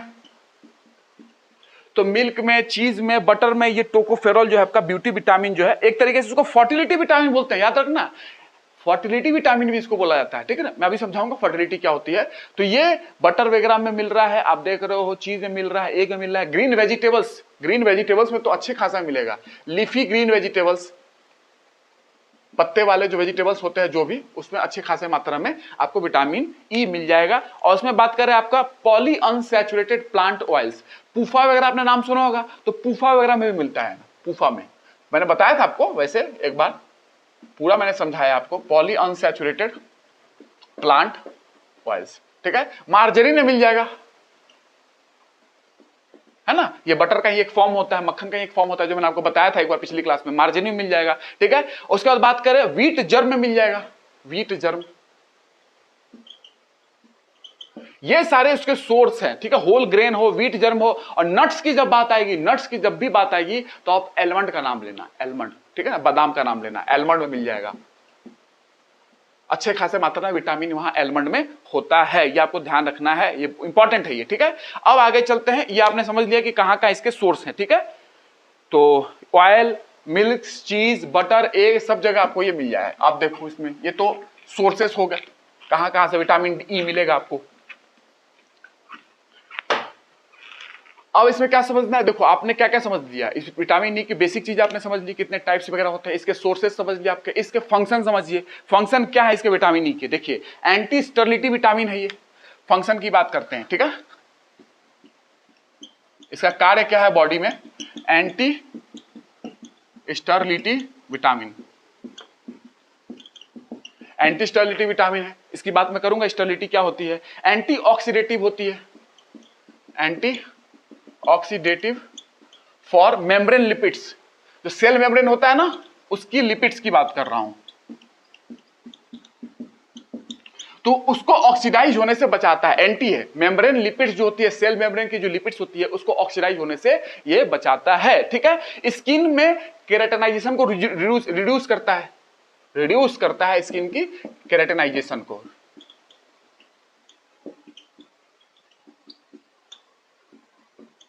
है ना। केराटिन प्रोटीन जो है स्किन में डिपॉजिट होगी तो उसके केराटिनाइजेशन को रिड्यूस करता है। इनफैक्ट स्किन के साथ साथ हेयर में भी, बालों को भी ये बचाता है केराटिन प्रोटीन के डिपोजिशन से, केराटिनाइजेशन से, ठीक है। रिड्यूस अथीरोस्क्लेरोसिस, अथीरोस्क्लेरोसिस की बात मैं आपसे करूंगा जब मैं आपका हार्ट पर आऊंगा, उसको भी कम करता है अथीरो, ठीक है। तो अथीरोस्क्लेरोसिस को कम करता है। आर्टीरियोस्क्लेरोसिस भी होती है, अथीरोस्क्लेरोसिस भी होता है, किसी में कोलेस्ट्रॉल जमा हो जाता है, प्लाक फॉर्मेशन वगैरह होती है, उसकी मैं बात आपसे करूंगा, ब्लड वेसल में होता है, ठीक है। तो अथीरोस्क्लेरोसिस को भी ये रिड्यूस करता है। इनहिबिट्स ऑक्सीडेशन, विटामिन ए को ऑक्सीडाइज होने से बचाता है। पॉली अनसैचुरेटेड फैटी एसिड्स या पूफा की बात करोगे, उनको भी ऑक्सीडाइज होने से बचाता है। एस्कॉर्बिक एसिड को ऑक्सीडाइज होने से बचाता है। तो देख लो कितने बायोमोलिक्यूल्स, कितने न्यूट्रिएंट को ऑक्सीडाइज होने से बचा रहा है, ठीक है। तो लिख सकते हो वो सारी चीजें। इट प्रिवेंट्स या inhibits oxidation of vitamin A and unsaturated fatty acids, उसको भी लिख सकते हैं। या एस्कॉर्बिक एसिड भी, विटामिन सी को भी ये ऑक्सीडाइज होने से बचाता है। इसके इतने फंक्शन हैं विटामिन ई के, ठीक है। अब एंटी स्टरलिटी विटामिन है, अगर इसकी कमी हो गई तो क्या होगा, और ये भी ध्यान रखना, फंक्शन में रिंकल्स वगैरह होती है, झुर्रियां होती हैं लोगों को, एजिंग का एक सिग्नल भी है। तो झुर्रियां जो होती है उसमें भी ट्रीटमेंट में विटामिन ई यूज किया जाता है। स्कार्स वगैरह जो होती है, गड्ढे वगैरह होती है, उसके भी ट्रीटमेंट विटामिन ई यूज किया जाता है। स्किन लाइटनिंग के ट्रीटमेंट में विटामिन ई यूज किया जाता है। स्किन सोप में, स्किन क्रीम में, बहुत सारे जगहों पे इसको, स्किन फेस वॉश में, वहां पे भी इसको यूज किया जाता है विटामिन ई को, एज ए स्किन लाइटनिंग और स्किन केयर के रूप में, ठीक है। अब आगे चलते हैं, इसमें फंक्शन की बात करते हैं। फंक्शन में आपने देख लिया इतनी चीजें, ठीक है। अब इसमें और चीज मैं ऐड कर दूं, ये एंटीऑक्सीडेंट है। क्यों एंटीऑक्सीडेंट है, मैंने आपको समझा दिया था एक दो बार, थोड़ा सा एक अलग तरीके से समझाता हूं। ये स्कैवेंजर है फ्री रेडिकल्स का। फ्री रेडिकल्स को ये हटाता है, बॉडी में जो फ्री रेडिकल्स बनते हैं उसको ये रिमूव करता है, क्योंकि फ्री रेडिकल्स बहुत ही रिएक्टिव होते हैं, हमारे ऑर्गन्स को, हमारे टिश्यू को डिस्ट्रॉय करते हैं वो। तो फ्री रेडिकल का स्कैवेंजर है, स्कैवेंज करता है, उनको हटाता है। स्पेशली परऑक्सीडिल को भी हटाता है। इनफैक्ट बात करूं, सिंगलेट ऑक्सीजन जो होती है, सिंगलेट ऑक्सीजन बहुत ही रिएक्टिव होती है। सिंगलेट ऑक्सीजन है ना, ये फ्री रेडिकल के फॉर्म में हमारे बॉडी में होता है। सिंगलेट ऑक्सीजन उसको भी हटाता है। और साथ में बात करेंगे इसमें तो परऑक्सिल रेडिकल को भी ये हटाता है, परऑक्सिल रेडिकल, ठीक है। तो ये सारे फ्री रेडिकल के फॉर्म में है, जिसको स्कैवेंजिंग का एक तरीके से काम करता है, इनको हटाता है, ये आपको ध्यान रखना है, ठीक है। परऑक्सिल रेडिकल और सिंगलेट ऑक्सीजन जो है इसको हटाता है, ये फ्री रेडिकल्स के फॉर्म है, ठीक है। ये आपको ध्यान रखना है। तो इसको स्कैवेंज करता है, हटाता है बॉडी से विटामिन ई। ये बहुत ही खतरनाक होते हैं, बहुत ही रिएक्टिव होते हैं, हमारे टिश्यू ऑर्गन को डिस्ट्रॉय करते हैं, उसको खराब करते हैं, ठीक है। ये आपको ध्यान रखना है। तो आपने देखा कि सिंगलेट ऑक्सीजन हुआ या परऑक्सिल रेडिकल जो है उसको ये स्कैवेंजिंग का काम कर रहा है, उसको हटा रहा है बॉडी से। तो ये एंटीऑक्सीडेंट एक्टिविटी हो गई। और vitamin A and ascorbic acid को ऑक्सीडेशन होने से बचाता है, ये भी मैंने आपको बताया। पूफा को भी बचाता है, पॉली अनसैचुरेटेड फैटी एसिड को भी प्रोटेक्ट करता है, उसकी भी रक्षा करता है। Reduce risk of skin reduce risk of cancer, heart disease, उससे भी बचाता है। तो कैंसर हुआ, हार्ट डिजीज हुआ, उसके भी रिस्क को ये कम करता है। एंटी एजिंग विटामिन है, क्योंकि ब्यूटी विटामिन है, तो ब्यूटी मतलब सुंदरता, एजिंग मतलब उसका उल्टा है। एंटी एजिंग विटामिन है, एजिंग की प्रक्रिया को स्लो करता है। एजिंग तो होनी है लेकिन उसकी प्रक्रिया, उसकी प्रोसेस है, उसको स्लो करता है, ठीक है, विटामिन ई। तो एंटी एजिंग है, और इसको पर डे जो लेना है 8 से 10 मिलीग्राम अल्फा टोकोफेरॉल, क्योंकि ये एक्टिव होता है, पर डे। ये इसका डाइटरी अलाउंस है 8 से 10, कहीं कहीं 15 भी लिखा होगा। 8 से 10 मिलीग्राम पर डे का बात है, ठीक है, ये आपको ध्यान रखना है, अल्फा टोकोफेरॉल। अब डेफिशिएंसी, ये तो फंक्शन हो गया, मैंने पूरा और ऐड कर दिया आपको फंक्शन के रूप में। तो एंटीऑक्सीडेंट एक्टिविटी जो है ये इंपॉर्टेंट है, ये फ्री रेडिकल को हटाता है, स्कैवेंजिंग का काम करता है, अपने बॉडी से उसको हटाता है, डिस्ट्रॉय करता है। जैसे कि पर ऑक्सिल रेडिकल और सिंगलेट ऑक्सीजन, ये बहुत ही रिएक्टिव होते हैं, हमारे बॉडी के ऑर्गन्स को डिस्ट्रॉय कर सकते हैं, टिश्यूज को डिस्ट्रॉय कर सकते हैं। तो एंटीऑक्सीडेंट है, जो हमारे बॉडी में ऑक्सीजन रिएक्टिव बनते रहते हैं बहुत सारे रिएक्शंस के दौरान, उनको ये डिस्ट्रॉय करता है एंटीऑक्सीडेंट के रूप में। ग्लूटाथियोन भी एंटीऑक्सीडेंट है, विटामिन सी भी एंटीऑक्सीडेंट है। तो आपको मैंने ग्लूटाथियोन पे तो बहुत पहले बताया भी है, बहुत सारी चीजें। डेफिशिएंसी की बात करते हैं, इसकी कमी हो गई तो क्या होगा? अभी तो फंक्शन आपने देखा, फंक्शन। डेफिशिएंसी की बात करोगे तो डेफिशिएंसी में बहुत इंपॉर्टेंट इसमें यह है कि डेफिशिएंसी की बात करेंगे तो डेफिशिएंसी में स्टेरिलिटी को ये प्रभावित करता है ना, स्टेरिलिटी। उससे पहले बात करो एरिथ्रोसाइट्स का ब्रेकडाउन, एरिथ्रोसाइट्स ब्रेकडाउन मतलब कि आपका डब्ल्यूबीसी टूटने लगते हैं, मतलब आरबीसी टूटने लगते हैं, रेड ब्लड कॉर्पसल्स जो हैं ये टूटने लगते हैं, आरबीसी का ब्रेकडाउन करा देता है। तो क्या हो जाएगा? आपको अनीमिया हो जाएगा। ध्यान समझ रहे हो ना, अनीमिया। अनीमिया भी बहुत सारे टाइप्स के होते हैं, नॉर्मल मेगालोब्लास्टिक अनीमिया है, परनीसियस अनीमिया है, तो अनीमिया के भी टाइप्स होते हैं, तो ये अनीमिया करा देता है, ठीक है ना, एरिथ्रोसाइट्स का ब्रेकडाउन तोड़ के, ठीक है। उसके बाद मस्कुलर डिस्ट्रॉफी हो सकती है, मस्कुलर डिस्ट्रॉफी, मस्कुलर डिस्ट्रॉफी मतलब क्रैम्प्स हो सकते हैं आपको, मस्कुलर क्रैम्प्स, मसल में क्रैम्प्स आएगा, मसल वीक होगा, है ना, मसल वीकनेस हो सकती है। मिसकैरेज, एबॉर्शन हो सकता है फीमेल में, प्रेग्नेंट वुमेन में मिसकैरेज के भी चांसेस होते हैं, एबॉर्ट हो जाता है बच्चा, ठीक है ना, मिसकैरेज विटामिन ए की कमी से। और तीसरी बात करें, एंटी स्टेरिलिटी विटामिन है ना, अगर उसकी कमी हो गई तो स्टेरिलिटी हो जाती है लोगों में। स्टेरिलिटी तो एक तरीके से बोल सकते हो कि फर्टिलिटी को रिड्यूस करता है, रिड्यूस फर्टिलिटी, जो फर्टिलिटी होती है उसको रिड्यूस करता है, ये आपको ध्यान रखना है, ठीक है। तो ये इसकी कमी हो गई तो कहीं ना कहीं स्टेरिलिटी हो जा रही है, मतलब फर्टिलिटी आपकी कम हो गई। तो स्टेरिलिटी क्या होती है? देखो, स्टेरिलिटी एक होती है कि इंपोर्टेंस होता है, एक नपुंसक हो जाते हैं लोग, एक स्टेरिलिटी होती है। स्टेरिलिटी का मतलब यह है कि person is unable to produce sufficient amount of gametes, जैसे कि स्पर्म या ओवम, फीमेल और मेल की बात करो तो दोनों में चलेगा। तो स्टेरिलिटी वो है कि कोई व्यक्ति सफिशिएंट अमाउंट में गैमेट्स को नहीं बना पा रहा है, स्पर्म को नहीं बना पा रहा है। तो अगर सफिशिएंट मात्रा में स्पर्म नहीं होगी तो स्पर्म आपके ओवा को, फीमेल की ओवा को फर्टिलाइज नहीं कर पाएगा, क्योंकि एक पर्टिकुलर अमाउंट में ही स्पर्म जब रहते हैं तब जाके वो फर्टिलाइज कर पाते हैं ओवा को। तो क्या होगा, हमारी जो स्पर्म है वो ओवा को फर्टिलाइज नहीं कर पाती है, स्पर्म कम है, ऐसा नहीं कि पूरा ही खत्म हो गया। उसमें भी आपने नाम सुना होगा, स्पर्म की कमी हो जाती है, A-जूस्पर्मिया, A-30 तो वो जो है आपको ध्यान रखना है कि person is unable to produce sufficient amount of gametes. Gametes बहुत कम बनते हैं, स्पर्म बहुत कम बनते हैं, जब बनेंगे कम तो वो ओवा को फर्टिलाइज नहीं कर पाएंगे, निषेचन नहीं हो पाएगा, ठीक है, ये आपको ध्यान रखना है। तो sperm is unable to fertilise ova, ova को स्पर्म फर्टिलाइज नहीं कर पाता है, ठीक है, यह ध्यान रखेंगे। ये स्टेरिलिटी के बारे में है, तो आपकी फर्टिलिटी कम हो जाएगी, सीधी सी बात है। इंपोर्टेंस क्या होता है वो अलग चीज है। इंपोर्टेंस वैसे तो रिप्रोडक्टिव सिस्टम का पार्ट है ये, वहां पे पढ़ाऊंगा आपको। इंपोर्टेंस का मतलब होता है कि person is unable to erect our penis. Penis जो है वो इरेक्शन नहीं हो पा रही है पेनिस की, जब पेनिस इरेक्ट नहीं हो पाएगा तो सेक्सुअल इंटरकोर्स अच्छे तरीके से नहीं हो पाएगी, तो सेक्स की जो एक्टिविटी है वो अच्छे तरीके से परफॉर्म नहीं हो पाएगी, क्योंकि पेनिस है इरेक्ट अच्छे से नहीं हो पा रहा है, तो उसको इंपोर्टेंस बोलते हैं। तो उसके लिए अलग ट्रीटमेंट है, मैं आपको ट्रीटमेंट बताऊंगा कि डॉक्टर इसको क्या क्या यूज करते हैं। नाइट्रस ऑक्साइड का यूज किया जाता है, कैसे ब्लड वेसल्स को डायलेट करके ब्लड का फ्लो बढ़ाया जाता है पेनिस की ओर, ताकि पेनिस इरेक्ट हो, ताकि सेक्सुअल एक्टिविटी अच्छे से हो। लेकिन उसके लिए ये तभी दवा यूज की जाती है, नाइट्रस ऑक्साइड वगैरह जो मैं बता रहा हूं, जब पर्सन पहले से ही सेक्सुअली ठीक हो। ऐसा नहीं कि उसमें सेक्सुअल एक्टिविटी ही ना हो, वो ना हो, तो सेक्सुअली होना चाहिए, तब जाके हम, अगर पेनिस इरेक्ट नहीं हो रही है तो फिर हम उसको ये यूज कर सकते हैं इंपोर्टेंस के तरीके से। आप समझ सकते हो कि इंपोर्टेंस में मैं अलग से आपको बताऊंगा सारी चीजें, ठीक है। तो अलग से भी आपको बताऊंगा इंपोर्टेंस के बारे में।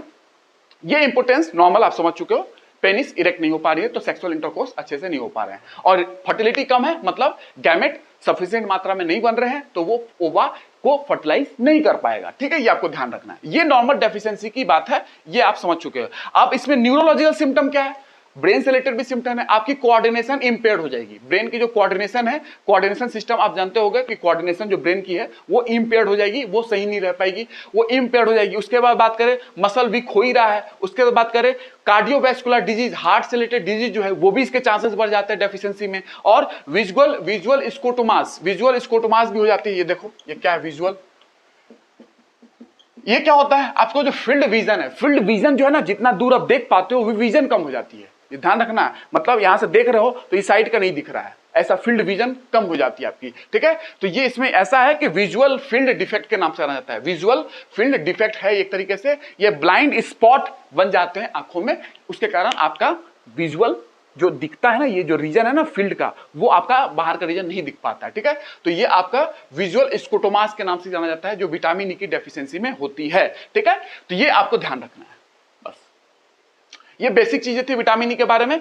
अब मैं आपको विटामिन ई की बात अब इतनी हो चुकी है, आई डिजीज आपने समझ लिया, dry skin symptom, skin dry हो जाएगी तो रिंकल हो जाएगी, झुर्रियां पड़ जाएंगी, लीवर डिजीज भी हो सकती है, विटामिन ई की कमी हो जाएगी तो लीवर डिजीज भी हो जाती है, ये आपको ध्यान रखना है। और प्रोटीन एनर्जी मैल न्यूट्रिशन जब होता है, क्वाशियरकर मैरास्मस मैंने आपको बताया था, तो प्रोटीन एनर्जी मैल न्यूट्रिशन जब होता है और साथ में फैट मैल एब्जॉर्प्शन सिंड्रोम जब होता है तो भी विटामिन डी की क्या कहते हैं, विटामिन ई की डेफिशिएंसी होती है। तो deficiency occurs in severe protein mal energy malnutrition, PEM, protein energy malnutrition के समय भी आपके विटामिन ई की डेफिशिएंसी हो जाएगी। और साथ में आपको यहां पे भी जो मैं आपको बता रहा हूं कि फैट मैल एब्जॉर्प्शन सिंड्रोम में भी आपको विटामिन ई की डेफिशिएंसी हो जाती है। ठीक है, ये आपको ध्यान रखना है। ये सारी चीजें कभी भी क्वेश्चन पूछ सकता है। प्रोटीन एनर्जी मैल न्यूट्रिशन मैंने आपको बताया था, क्वाशियरकर एंड मैरास्मस बच्चों में होती है, मैंने आपको बताया था, प्रोटीन की कमी से। ये आपको नॉर्मल आपको ध्यान रखना है। एक्सेसिव विटामिन ई आपने ले लिया, हाइपर विटामिन हो गया, विटामिन ई आपने ज्यादा ले लिया बॉडी में, तो ब्लड क्लॉटिंग जो होता है वो इंपेयर हो जाएगी। ब्लड क्लॉट जो होती है, जो बॉडी में ब्लड क्लॉट हो सकता है, आपने ब्लड कहीं कट लग गया तो ब्लड क्लॉट हो जाता है ना, ब्लड तो बहने तो लगता नहीं है, तो ब्लड क्लॉटिंग हो जाती है, तो इंपेयर्ड हो जाती है। अगर एक्सेस विटामिन ई आपने ले लिया तो impaired blood clotting leading to increase risk of blood loss body से ज्यादा होने लगेगा अगर ब्लड विटामिन ई की आपने एक्सेस मात्रा बॉडी में ले ली। हाइपर विटामिनोसिस हो गया विटामिन ई का। तो इसलिए बोला जाता है कि अगर सर्जरी करानी है तो आपको विटामिन ई के जो सप्लीमेंट है उसको आपको कम करना होता है 1 महीने पहले से ही विटामिन ई की सप्लीमेंट को कम करना होता है सर्जरी के समय, क्योंकि विटामिन ई ज्यादा हो जाए बॉडी में तो ब्लड लॉस होने लगते हैं। बस इतना समझना है, मोर देन सफिशिएंट है। मिलते हैं नेक्स्ट क्लास में, इतना सफिशिएंट है, आप ध्यान रखना। बाकी नेक्स्ट क्लास में मिलेंगे, धन्यवाद। ठीक है, तो आई होप आपको समझ में आया होगा। सारी चीजें मैंने बेसिक से लेते हुए आपको ऊपर तक लेके गया हूं, जितना आपको एग्जाम में काम करेगी, आपकी अंडरस्टैंडिंग को बढ़ाएगी, इसलिए मैंने आपको इतना बताया। ठीक है, तो मिलते हैं नेक्स्ट क्लास में, थैंक यू।